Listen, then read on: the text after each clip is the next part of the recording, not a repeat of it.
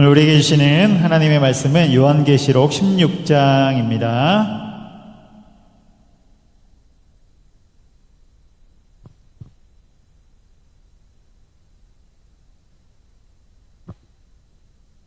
요한계시록 16장 1절 말씀인데요. 16장 1절, 우리 한 절이니까 우리 한 목소리로 같이 합독하도록 하겠습니다. 다 같이 있습니다. 또 내가 들으니 성전에서 큰 음성이 나서 일곱 천사에게 말하되 너희는 가서 하나님의 진노의 일곱 대접을 땅에 쏟으라 하더라. 아멘. 할렐루야. 아멘. 오늘도 금요기대에 오신 여러분들 주님의 이름으로 환영하고 축복합니다. 우리 옆 사람이랑 한번 인사합시다. 잘 오셨습니다. 잘 오셨습니다. 어제 비가 많이 왔는데 오늘 비도 그치고 또 이렇게 좋은 환경 속에서 우리가 또 만났습니다. 얼마나 감사한지 모르겠습니다. 잠시 광고 말씀을 드리면 내일부터 우리 유소년부 성경학교가 시작되죠. 우리 유소년부 여름성경학교 위해서 많이 준비하고 있는데 계속해서 여러분 은혜 중에 진행되도록 기도해 주시기 바랍니다. 그리고 아울러 영아부와 유치부 계속 진행되고 있어요. 여러분 많은 관심과 기도로 동역 부탁드립니다. 오늘은 요한계시록 16장인데요. 16장에는 일곱 대접의 심판이 나옵니다. 우리 전장인 15장부터 시작이 됐어요. 전장인 15장에는 일곱 대접 심판의 준비가 있었고 오늘 본문인 16장에서는 그것이 이제 실행되는 거예요. 요한계시록에는 뼈대가 있는데 세 가지 심판, 세 가지 재앙으로 뼈대를 이룬다고 했습니다. 첫 번째 심판은 무엇입니까? 일곱 인, 그렇죠. 일곱 인의 심판. 두 번째는 일곱 나팔. 훌륭합니다.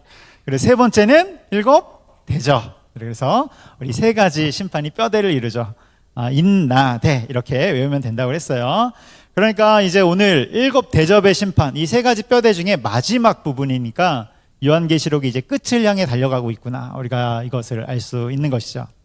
그래서 이제 일곱 대접이 쏟아지기 시작하는데 차례차례 보도록 하겠습니다. 이제 첫 번째 대접 2절에 나오는데 2절에 이렇게 쏟아집니다. 2절 우리 같이 한번 읽어보도록 하겠습니다. 시작. 첫째 천사가 가서 그 대접을 땅에 쏟음에 짐승의 표를 받은 사람들과 그 우상에게 경배하는 자들에게 악하고 독한 종기가 나더라. 아멘. 그래서 첫째 천사가 딱 나타났어요. 그래서 대접을 땅에 쏟음에, 대접은 우리가 다 잘 알죠. 그릇, 큰 쟁반에 하나님의 심판이 담겨 있는 것이죠. 그것을 갖다가 탁 쏟으니까 어떻게 됩니까? 짐승의 표를 받은 사람들, 그리고 우상에게 경배한 자들에게 악하고 독한 종기가 나더라. 그러니까 악하고 독한 종기, 이것이 바로 첫 번째 심판이 되는 것입니다. 그런데 누구에게 생깁니까? 누구에게만 생겨요?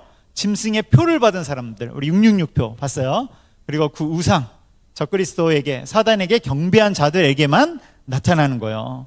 그렇다면 여러분 믿지 않는 사람들이죠. 믿는 사람들은 왜 심판을 안 받아요? 네, 그렇죠. 훌륭합니다. 우리 14장 후반부에서 봤어요. 이미 다 승천했습니다.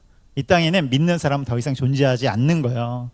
그래서 순교를 하든 휴거를 하든 다 천상으로 올라갔기 때문에 이제 이 땅에는 믿지 않는 사람들, 다시 말해서 적그리스도를 따라서 사단의 왕국의 시민이 된 자들, 다른 말로 하면 세계 통합국가, 세계 연합국가의 시민이 된 자들만 남아있게 된 것이죠.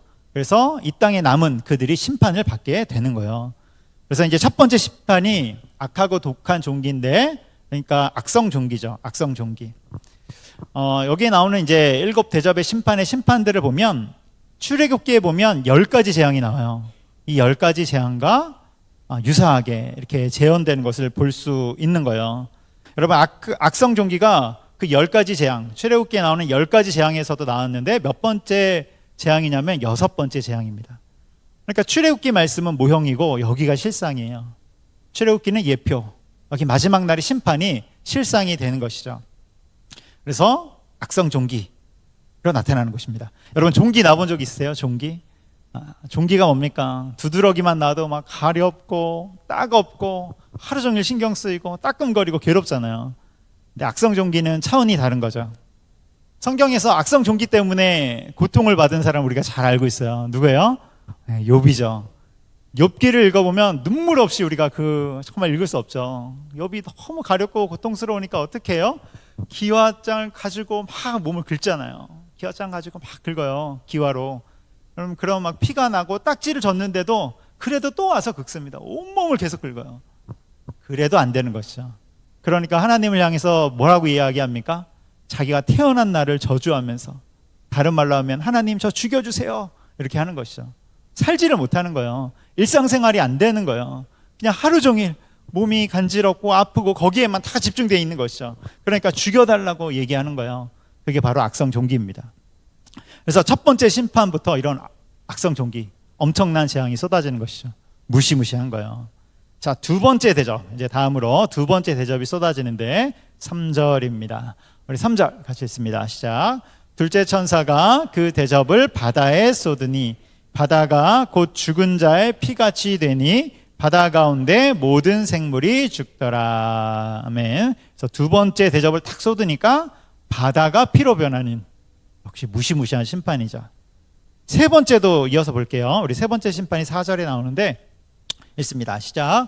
셋째 천사가 그 대접을 강과 물 근원에 쏟음에 피가 되더라. 아멘. 그래서 두 번째 심판과 세 번째 심판은 물이 피로 변하는, 우리 이것도 출애굽기에서 봤어요. 출애굽기의 10가지 재앙 중에 나오는데 몇 번째에 나올까요? 네, 첫 번째 재앙으로 탁 나오죠. 첫 번째 재앙에 물이 피가 되는 그 재앙이 나온 것이죠. 그러니까 출애굽기는 모형이고 여기가 실상이다. 그렇다면 물이 어떻게 피가 될까? 어떻게 이렇게 될까? 잘 알 수는 없어요. 그런데 굳이 막 머리로 이해를 해보려고 하면 핵이 막 터지고 하면서 강과 바다가 오염돼서 자연이 파괴된 것은 아닐까. 그래서 심각한 상황 속에서 고통받는 것은 아닐까. 이런 상황 속에 악성 종기도 막 나타나고 그런 것이 아닐까. 이렇게 생각해 볼 수 있는데요. 그런데 여러분, 근원적으로는 무엇입니까? 근원적으로는 출애굽기에 나오는 10가지 재앙이 하나님의 주권으로 심판하시는 거잖아요. 그렇죠? 그래서 여기에도 근원적인 것은 하나님의 주권이에요. 하나님의 주권으로 이 땅을 심판하는 것이죠.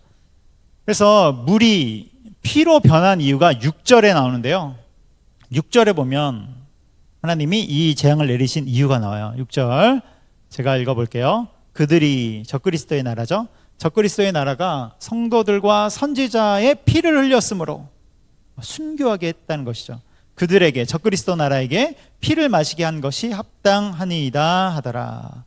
그러니까 적그리스도와 그를 따르던 자들이 성도와 선지자들을 피 흘리게 했으니까 그 순교자의 피를 하나님이 그대로 갚아주겠다는 것입니다. 여러분, 하나님은 우리 주님의 백성들의 억울함을 다 기억하시고 갚아주심을 여러분 기억하시기 바라요. 그래서 하나님은 다 기억하세요. 다윗이 어떻습니까? 잠시 억울한 일을 당하지만, 물론 잠시는 아니지만 그가 억울한 상황에 몰렸지만 하나님이 결국에는 갚아주시잖아요. 한나도 잠시 억울한, 억눌리는 상황에 몰렸지만 하나님이 어떻게 하십니까? 역전시켜 주시죠. 그러면서 갚아주시잖아요.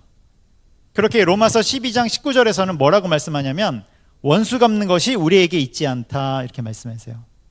그러니까 갚을 일이 있으면 하나님이 갚아주신다는 거예요. 풀어줄 일이 있다면 하나님이 풀어주신다는 거예요.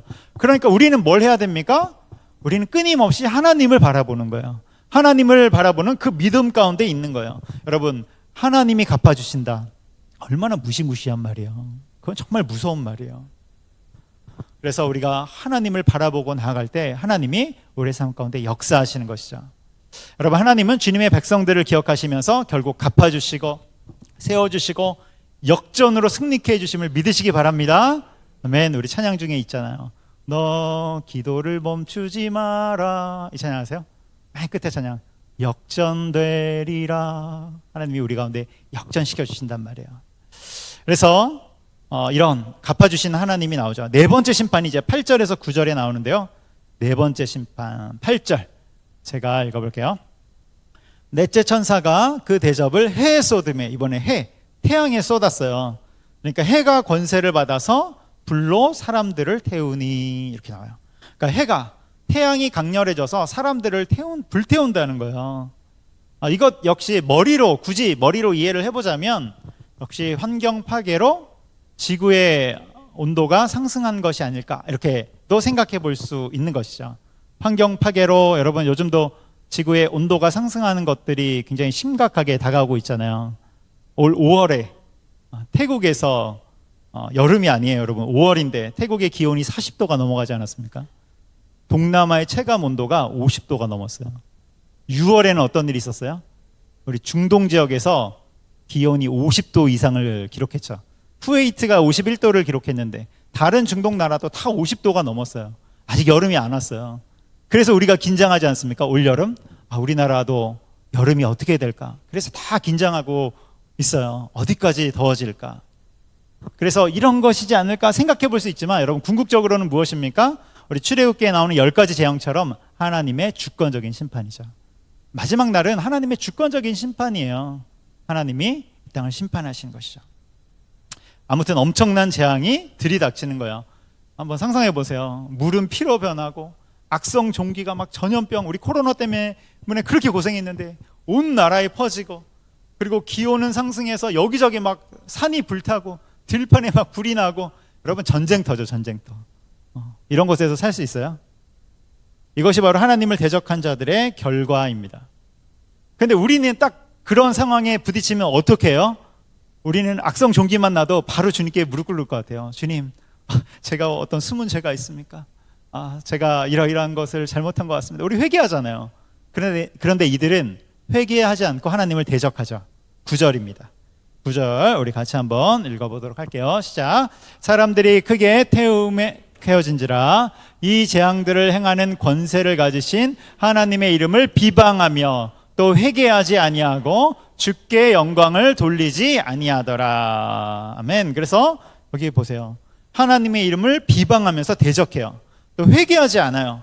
이렇게 심판을 받았는데도 정신을 못 차리는 것이죠. 여러분 출애굽 때도 그렇죠. 10가지 재앙이 10개가 내리잖아요. 여러분 우리는 하나만 내려도 바로 무릎 꿇는다니까요. 하나만 내려도 하나님 제가 잘못했습니다. 금식하면서. 근데 10가지 재앙이 내릴 때 애굽이 회개합니까? 회개 안 해요. 끝까지 버티죠. 장자의 재앙쯤 왔을 때, 자기가 아끼는 장자들이 죽을 정도 왔을 때 그때 회개하는 척하는 것이죠. 회개하는 척. 그래서 이스라엘을 풀어주지만 이내고 또 추격하잖아요. 이내고 추격해서 어디까지 쫓아갑니까? 홍해에서 다 수장이 될 때까지, 그때까지 쫓아가는 것이죠. 그게 인간이라는 거예요. 마지막 날도 마찬가지죠. 여러분 우리 상식 같으면 회개하고 돌이킬 것 같은데 아니라는 거예요. 하나님을 대적하고 비방하고 그런 일들이 일어나는 것이죠. 누가복음 12장에 보면 조금 난해한 구절이 나와요. 이해하기 어려운 구절이 나오는데 우리 누가복음 12장 58절로 59절 한번 읽어보도록 하겠습니다. 누가복음 12장 58절로 59절. 제가 58절, 여러분들이 59절 읽을게요. 내가 너를 고발하는 자와 함께 법관에게 갈 때에 길에서 화해하기를 힘쓰라. 그가 너를 재판장에게 끌어가고 재판장이 너를 옥졸에게 넘겨주어 옥졸이 옥에 가둘까 염려하라. 내게 이르노니 한 푼이라도 남김씩 갚지 아니하고서는 결코 거기서 나오지 못하리라 하시니라. 아멘. 58절 다시 한번 보여주세요. 58절. 이 말씀에 보면 고발하는 자가 나와요. 그래서 너를 고발하고 법정으로 끌고 갈 때 법정에 가기 전까지 무조건 화해하라는 거예요. 왜 그렇습니까? 일단 재판장에 딱 들어가면 감옥에 갇힐 수 있는데 거기 갇히면 1원이라도 다 갚지 못하는 날에는 나오지 못해요. 감옥에 갇혀서. 다 갚지 않으면 감옥에서 못 나온다는 거예요. 이게 무슨 말씀인가? 빚지지 말라는 말씀인가? 빚졌으면 빨리 갚으라는 말씀인가? 우리 가끔씩 요즘 이제 인터넷 뉴스에 빚투 이런 기사들 나오지 않습니까? 누가 어떤 빚을 졌다 막 이런 거, 그런 것처럼 떼먹지 말라는 말씀인가? 그런데 이 말씀은 그런 말씀이 아니죠. 마지막 날에 관한 말씀이에요. 마지막 날에 관한 말씀. 이 말씀에서 법정으로 끌려가고 있는 사람이 있는데 그 사람은 누구냐면 바로 우리 인간이에요. 우리들. 우리 인간이 심판을 받기 위해, 판결을 받기 위해 끌려가고 있다는 거예요. 그것이 우리 인생이라는 거예요. 그런데 판결을 받으면 어떻게 됩니까? 다 감옥에 갇히게 되죠. 감옥에 갇히는 기간은 언제까지예요? 싹 다 갚을 때까지. 모두 다 갚을 때까지. 그럼 뭘 갚아야 돼요? 너의 죄. 너의 죄를 다 갚을 때까지 너는 거기서 나오지 못하리라. 너의 죄를 한 푼도 남김없이 다 갚지 못한다면 영원한 감옥 속에 너희는 고통을 받아야 된다. 이 말씀을 하고 있는 거예요. 이것이 바로 우리가 지금 우리 인간이 실제로 가는 길이죠. 그래서 58절에서 뭐라고 말씀합니까? 우리 두 번째 줄에 화해하기를 힘쓰라. 화해하라. 그럼 누구랑 화해하라는 거예요, 이거 지금? 네, 예수님. 궁극적으로 말하면, 정확히 말하면 하나님이죠. 하나님과 화해하라는 거예요. 옆 사람과 빚져서 화해하라는 그 정도의 말씀이 아니라 하나님과 화해하라는 거예요. 그렇지 않으면 너의 죄값을 다 갚기 전에 그 전까지는 영원한 감옥, 지옥에서 나오지 못한다. 그런데 여러분, 우리가 우리 죄값을 다 갚을 수 있습니까? 여러분, 예수님과 화해하셨습니까? 여러분, 정말 예수님과 화해하셨어요? 그러면 세상에서 가장 복된 자들이에요. 세상에서 가장 복된 자들, 세상에 정말 세상을 다 얻은 것과 마찬가지인 그런 인생이라는 것이죠. 그래서 예수님과 화해한 것은 너무너무나도 귀한 일인데, 그런데 여기서 우리가 한 가지 알아야 될 게 있어요. 그게 뭐냐면, 예수님과 화해를 한다는 것은 예수님과 내가 동등한 입장에서 화해의 악수를 한다, 그런 게 아니에요. 그런 게 아니라는 것이죠. 여러분, 예수님은 우리에게 무죄를 내릴 수 있는 재판장이시죠. 정확히 말하면 하나님이 내리시겠죠. 무죄. 그래서 여러분, 예수님과 우리 사이의 거리로 따지면 어느 정도의 거리냐면, 인간과 저기 미물, 예를 들어 메뚜기보다 더하죠. 그런 정도의 먼 거리죠. 그래서 예수님과 화해한다는 것은 예수님을 주인으로 모시고 그 말씀에 순복하는 삶이 된다는 거예요. 여러분, 이것이 바로 화해입니다. 그래서 마치 우리는 왕과 거지 중에 거지와 같은 인생이죠. 그런데 왕이 나와서 우리 가운데 손을 내민 거예요.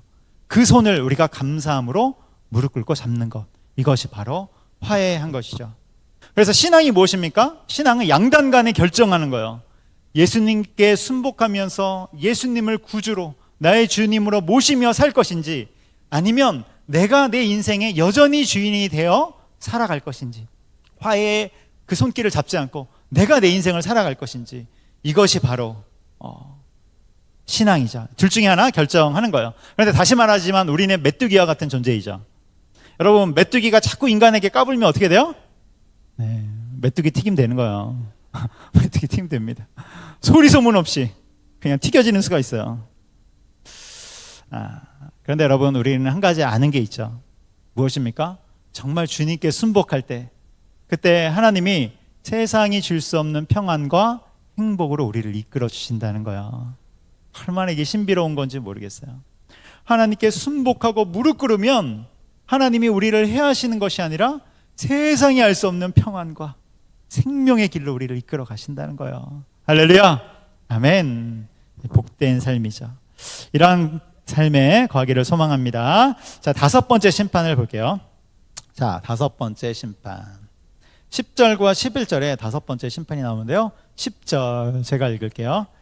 또 다섯째 천사가 그 대접을 짐승의 왕좌에 쏟으니, 이번 이제 다섯 번째 대접이 짐승의 왕좌. 그러니까 짐승은 적그리스도죠. 적그리스도 나라의 어떤 중심부에 쏟았겠죠. 그 나라가 곧 어두워지며, 무슨 재앙입니까? 암흑의 재앙. 우리 출애굽기에 나오는 10가지 재앙 중에 암흑은 9번째 재앙이에요. 9번째. 그러니까 여기가 실상이죠. 사람들이 아파서 자기 혀를 깨물고, 그러니까 암흑의 재앙에 더해서 사람들이 자기 혀를 깨물어요. 너무 아파서. 그러니까 질병의 고통이죠. 그러니까 다섯 번째 심판은 종합적인 심판이 되는 거예요. 암흑 속에 질병이 퍼지는 종합적인 심판. 여러분, 이 모습만 봐도 완전 지옥의 모습이죠. 지옥의 모습. 세상은 어두컴컴하고 너무 고통스러워서 사람들이 혀를 깨물고 막 난리치는데도 해결이 안 돼요. 해결이 되면 얼마나 좋겠어요. 해결이 안 돼요. 그래서 11절 이렇게 나옵니다. 우리 11절 같이 읽도록 하겠습니다. 11절 시작. 아픈 것과 종기로 말미암아 하늘의 하나님을 비방하고 그들의 행위를 회개하지 아니하더라. 여러분, 또 여기 나오죠. 맨 끝에 회개하지 아니하더라. 하나님을 비방하면서 대적하더라. 여러분, 왜 그런 건지 아세요? 왜 회개하는지 아세요? 이제 회개의 시간이 다 지나가 버렸어요. 회개의 시대가 다 지나가 버린 거예요. 이제는 오직 무슨 시대냐면 심판의 시대예요. 심판의 시대. 그렇기 때문에 여러분, 회개도 기간이 있는 것이죠. 우리가 회개도 이 땅을 살아갈 동안에 회개를 하는 거잖아요. 만일 회개하지 않고 우리가 죽게 되면 어떻게 됩니까? 그 다음에는 심판만 남아있는 거예요. 동일한 거예요. 마지막 날에도 회개의 기간이 다 지나간 거예요. 심판만이 존재하는 시대가 다가온 것이죠. 여러분, 지금은 회개할 수 있는 시대이죠. 이것을 다른 말로 하면 복된 시대다. 여러분, 지금은 복된 시대입니다. 또 이것을 다른 말로 하면 무슨 시대입니까? 복음을 전파하는 시대다. 주님이 우리 가운데 복음을 전파하라, 이 사명을 맡겨준 시대라는 거예요. 이것 또한 우리 가운데 귀한 사명이 되는 것입니다. 그래서 이제 적그리스도가 다스리는 그 나라, 정말로 하나님을 대적하면서 자신들이 왕국을 건설하면 뭐가 될 줄 알았지만 그 자체가 지옥으로 변하는 것이죠. 하나님을 떠난 인생이 어떻게 되는지를 보여주는 거예요. 그래서 이들이 이제 하나님을 비방하고 대적하고 이러다가 결국 최종적으로 하나님을 향해서 마지막 전쟁을 탁 펼치기 시작합니다. 최종적으로 하나님을 향한 전쟁을 벌이는데요. 그 전쟁이 그 유명한 아마겟돈 전쟁, 우리가 잘 아는 아마겟돈 전쟁이죠. 자, 6번째 대접에 나오는데요. 우리 아마겟돈 전쟁 12절에서 16절까지 나와요. 12절 같이 읽습니다. 시작. 또 6째 천사가 그 대접을 큰 강 유브라데에 쏟음에 강물이 말라서 동방에서 오는 왕들의 길이 예비되었더라. 아멘. 6번째 심판이 임하자 유브라데 강물이 말랐어요. 여러분, 강물이 마르는 것 역시 큰 재앙이죠. 그런데 강물이 마르니까 길이 났어요. 그 길이 왕들의 길이다. 자, 13절 같이 읽습니다. 시작. 또 내가 봄에 개구리 같은 새 더러운 영이 용의 입과 짐승의 입과 거짓 선지자의 입에서 나오니. 아멘. 그래서 용은 누구예요? 사단. 짐승은 적그리스도.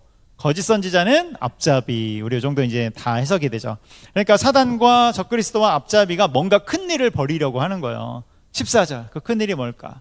14절 제가 읽을게요. 그들은 귀신의 영이라 이적을 행하여 온천하 왕들에게 가서, 온천하에 각국의 지도자들이 있죠. 세계 연합국가니까 각국의 지도자들에게 가서 하나님 곧 전능하신 이의 큰 날에 있을 전쟁을 위하여 그들을 모으더라. 그래서 하나님과의 전쟁을 벌이겠다고 각 나라의 군대를 동원하는 거예요. 그래서 세계 연합국가가 한 자리에 모입니다. 한 자리에 쫙 모여.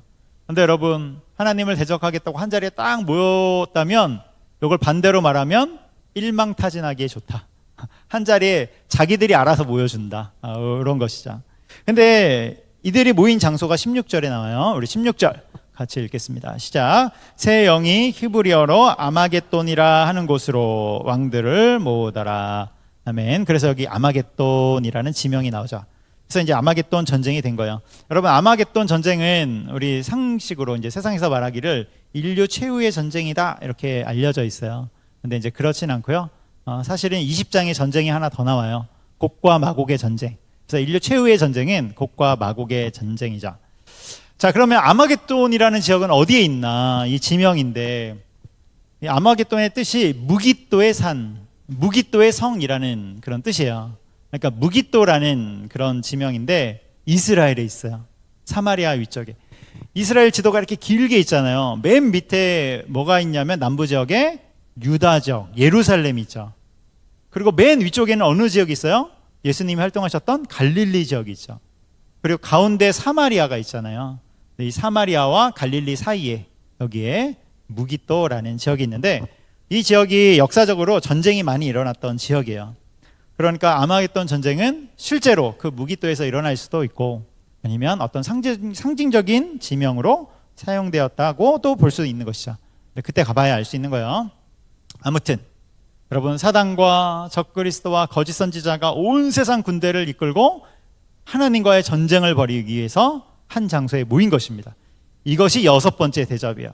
그래서 이제 이런 상태에서 7번째 대접으로 넘어가는데, 이 적그리스도의 나라가 공격을 했을까? 어떻게 공격을 했을까? 17절 우리 같이 읽도록 하겠습니다. 7번째 대접 시작. 7째 천사가 그 대접을 공중에 쏟음에 큰 음성이 성전에서 보좌로부터 나서 이르되 되었다 하시니. 그래서 이제 7째 대접이 탁 펼쳐졌는데, 사단의 나라는 뭐 아무것도 못하죠. 그래서 공중에 쏟았는데 큰 음성, 하나님의 음성이죠. 하나님의 음성이 뭐라고 나옵니까? 17절 맨 끝에 되었다. 다른 말로 하면 우리 예수님이 십자가 위에서 뭐라고 말씀하셨습니까? 다 이루었다. 완벽하게 성취되었다. 선포가 된 것이죠.